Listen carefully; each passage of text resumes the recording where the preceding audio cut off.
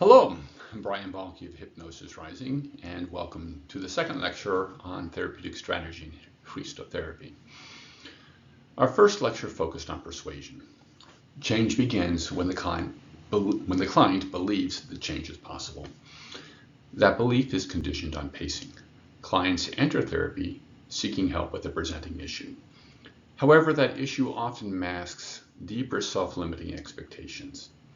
In dwelling on peeling the onion and replacement, we introduce strategies that seek to secure and build the client's confidence in their ability to attain wholeness. Remembering that wholeness is impeded by the division of the mind, we turn now to the question of building responsiveness, the ability to organize our actions to harmonize social goals with physical well-being. From our lecture on learning, we know that two strategies apply: design and stories. In this lecture, we provide the foundations for the first strategy, design. The material presented here will be used situationally to empower the client seeking to balance their mental faculties. This theory will be realized in practice when we discuss specific trance techniques, such as desensitization and bilateral balancing.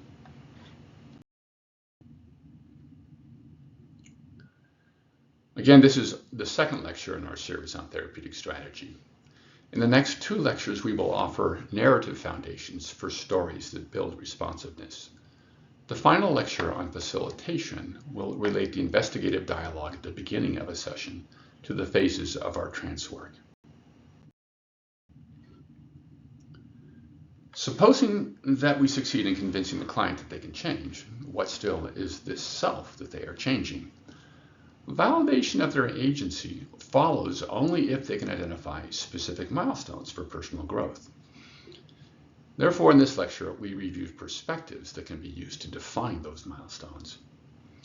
Note that today we will not discuss methods for correcting imbalances in the personality. We defer that discussion to our application lectures. In this context, we emphasize that through these perspectives, we guide clients into more integrated views of their experience, facilitating the accommodation that leads to change. We start by recognizing that we are not psychologists. Our role is not to explain why the client's mind works the way that it does. Rather, we seek to make them aware of what their mind is doing. Most behavioral difficulties evolve from imbalance or atrophy of mental faculties. Either one part of the mind is doing too much, or another part is not doing enough. The easiest way to probe is with the question, what's going on inside you right now? The client's response originates from the faculties activated in the moment. Through questioning, we can shift focus, assessing their access to other faculties. Our mental faculties grow in a hierarchy. Until we can process sense data, perception, we cannot master movement. Our conceptual memory, in turn, is built upon our spatial navigation system. The progression proceeds through the development of the parts of the brain that manage emotion, analysis, imagination, identity, and relation. There is more, of course. Perception, movement, and memory can be coordinated to master music. Analysis, imagination, and relation bloom as social stewardship. Our individuality lies to a great degree in how our community rewards the integration of those faculties. The progression of mental faculties is codified implicitly in the stages of development. When revealed, age-related trauma can help us orient the client toward development of stifled faculties. We use dream incubation to facilitate the development, for reasons discussed in our lectures on sleep therapy. The challenge of self-limiting behaviors is the tendency to ask, what am I doing wrong? We take our experience apart as a sequence of interactions with parts of our environment. This analytical process is a staple of talk therapy. The mind, however, works intuitively, activating faculties in parallel to manifest our intentions. The most immediate example is walking, in which we coordinated 630 muscles and 206 bones, not through mathematical analysis of force and timing, but automatically, almost without thought. For this reason, rather than analysis of behavior, Christotherapy emphasizes fluidity of awareness, the ability to shift perspective on the fly to diagnosed failures of integration. In guiding that awareness, we highlight two axes of integration, vertical and horizontal. Vertical runs upwards from body to mind to spirit. Horizontal characterizes the balance between the two brain hemispheres. Characteristic dichotomies include analysis versus spontaneity, masculine versus feminine, and I versus we. Disintegration of the mental faculties is often evident in the way that the client talks about their experience. They become mired in one vertical layer or one endpoint of a horizontal dichotomy. In our lecture on narratives, we will offer frameworks that guide them toward integration. Given that the critical mind is a universal divide in the personality, our theory of mind is essential orientation to those seeking wholeness. In this slide describing the experience of elementary school, we can identify the presence of many of our mental faculties. We also highlight the division of the personality into conscious and subconscious realms, so critical in managing motivation and hidden expectations. The latter suggested here is knowns. More obviously, the diagram indicates the challenges of vertical and horizontal integration. Vertically, the mind builds from survival through emotion to social skills. Horizontally, we have the factors that differentiate adventurous and protective behavior patterns. Also evident here is the role of rational thought in balancing our faculties. I will pause here to again emphasize this reality. Our therapeutic skills cannot overcome continuous reinforcement from the client's inner voice, emanating from the thinking mind. Integration demands that they can affirm specific therapeutic goals. As Christotherapists, we do not therefore seek miracle cures, but lay foundations for a lifetime of growth by facilitating the conversation between the two realms of the mind. Conversely, as no practice for mental wellness can be successful unless it builds subconscious conviction, transactive therapy can seem miraculous in comparison to talk therapies that skate on the surface of the thinking mind's rational understanding. When anxiety is not a controlling factor, horizontal balance dominates our behavior. We developed this theme in our analysis of personality, identifying the two axes traveling upwards from secure to neurotic, and rightwards from protector to adventurer. The second axis corresponds to the relative influence of the left and right hemispheres, respectively. The left hemisphere analyzes experience, while the right hemisphere emphasizes spontaneity. This slide explores the more subtle manifestations of horizontal imbalance. Recognize that the assignments apply to right-handed clients and are reversed for left-handed clients. In the first image, we readily associate with protective and adventurous behaviors. We have previously discussed the psychology of this polarity. Here I will elaborate on the psychology underlying the four remaining dichotomies, as the knowledge serves to normalize imbalances and explain how our trance techniques can moderate them. The I-we dichotomy originates in the preferential activation of the right hemisphere upon birth, which was conditioned during gestation to a shared body. As the first task presented to the infant is integration of sense data, this is taken on by the right hemisphere, which continues to promote integration of sense data in later life. The left hemisphere activates as the child seeks to anticipate consequences. Its analytical process reduces experience to objects and events. Our audio processing is the most dramatic evidence of the assertion of the individual self in the left hemisphere. The right hemisphere has a single center for tonal processing, and thus when playing music we dissolve into a sense of unity with others, undoubtedly part of the addictive quality of musical performance. More simply, we may witness the beautiful connection that develops when mother and infant coo at each other. In contrast, the left hemisphere has two speech processing centers. The expressive center generates sentences, and the receptive center parses them. In this way, our left hemisphere encodes our separation from others. The temporal polarity, running from past to present to future, is again driven by the sequencing faculties of the left brain. We also find there the faculty of linguistic abstraction that allows protectors to manipulate events without becoming emotionally tied to outcomes. Right-brained individuals tend toward undifferentiated association of experiences. They will gunny sack. We might assert that they are stuck in the past, but in fact memories are terribly immediate to them. This can also be true of their fantasies.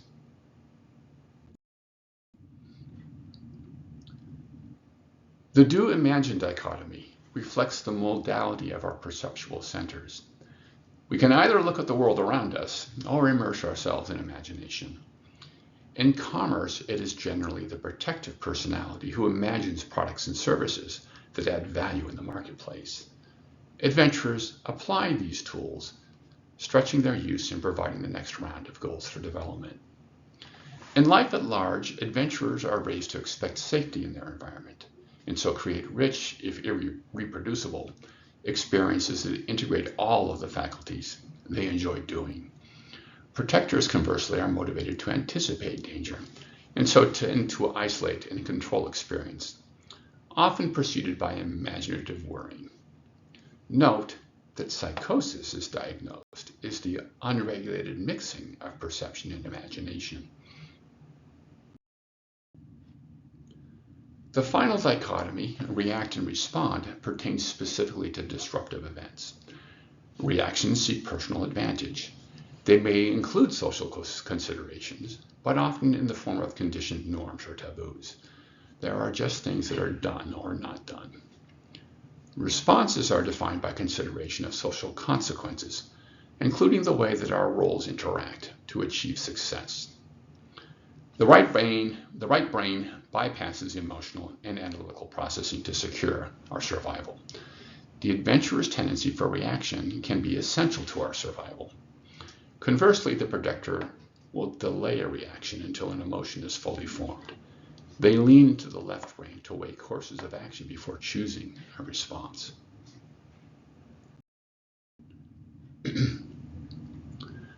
Now let's turn to the vertical dimension of integration.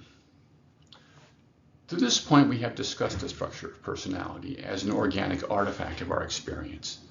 The outside world defines the criteria for successful behaviors. That, of course, leaves gaps in the development of our faculties that may impede our fulfillment later in life. How then to fill in those gaps? Must we revisit those earlier stages? Fortunately, we do not.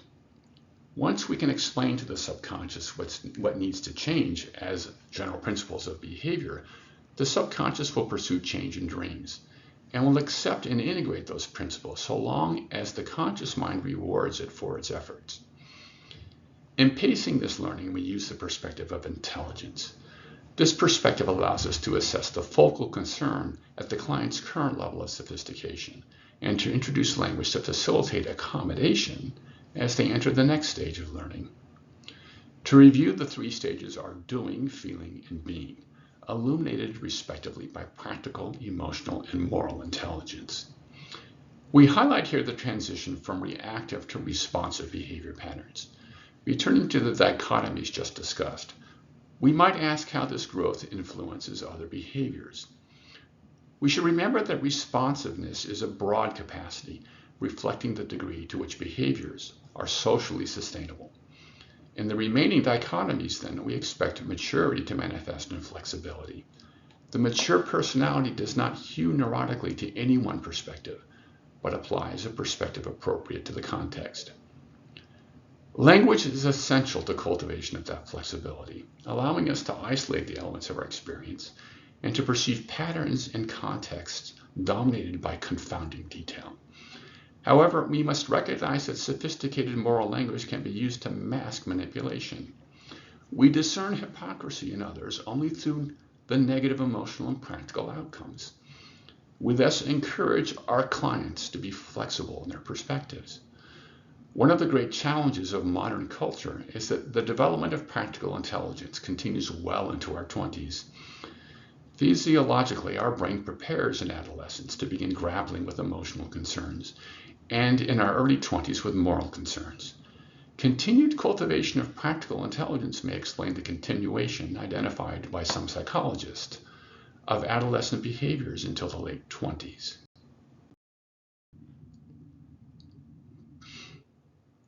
In modern scientific culture, clients may be particularly resistant to engagement with spiritual experience.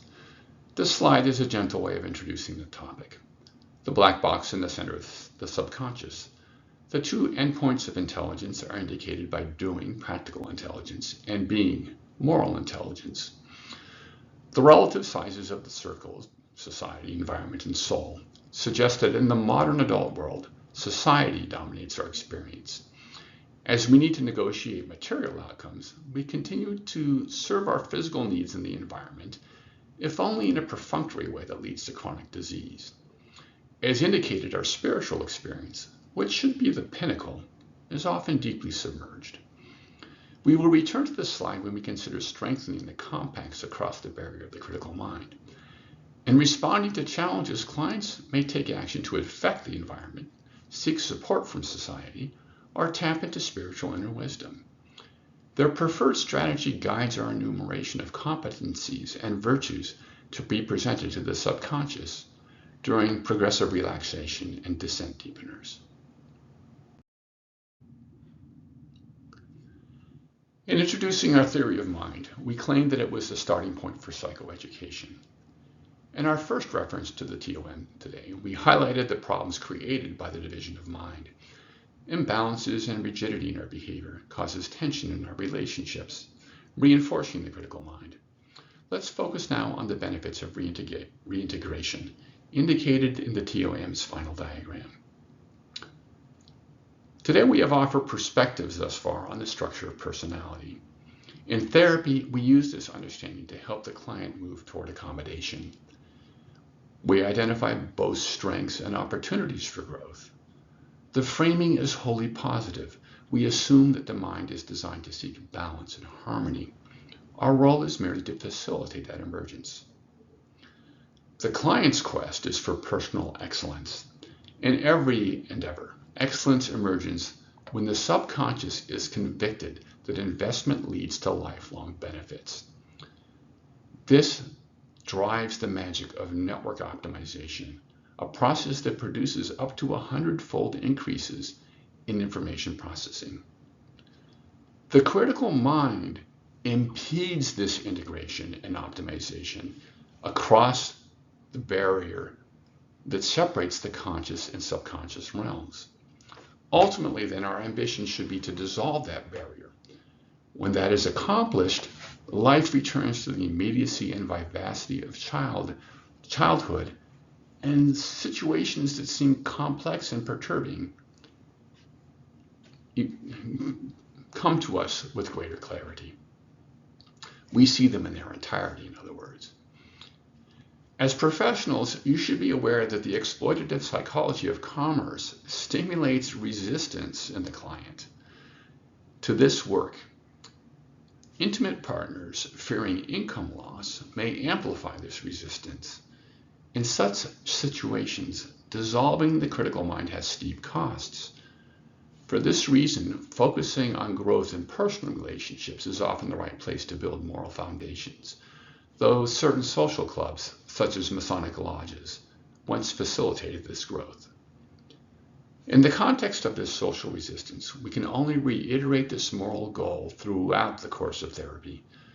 The client's subconscious mind controls the architecture of the brain and will continue to work toward this goal in the years to come. Today's material offered a rich set of perspectives and insights that allow us to orient our clients as they work toward mental balance and flexibility. Because the world is complex and early learning occurs through trial and error, psychological imbalance is perhaps inevitable. We started by emphasizing the hierarchical emergence of the mental faculties. Those faculties are integrated to achieve more complex expressions of personality. In therapy, we are most sensitive to the vertical and horizontal dimensions of that integration. Our particular advantage as transactive therapists is that we can directly communicate the client's goals for personal growth to the subconscious mind. Horizontal imbalance leads to a particularly rich set of dichotomies. We explore these dichotomies and their psychological basis. This understanding is the foundation of expectations for future integration, tempered with awareness that the benefits at either pole of the dichotomy often become our advantage in the marketplace.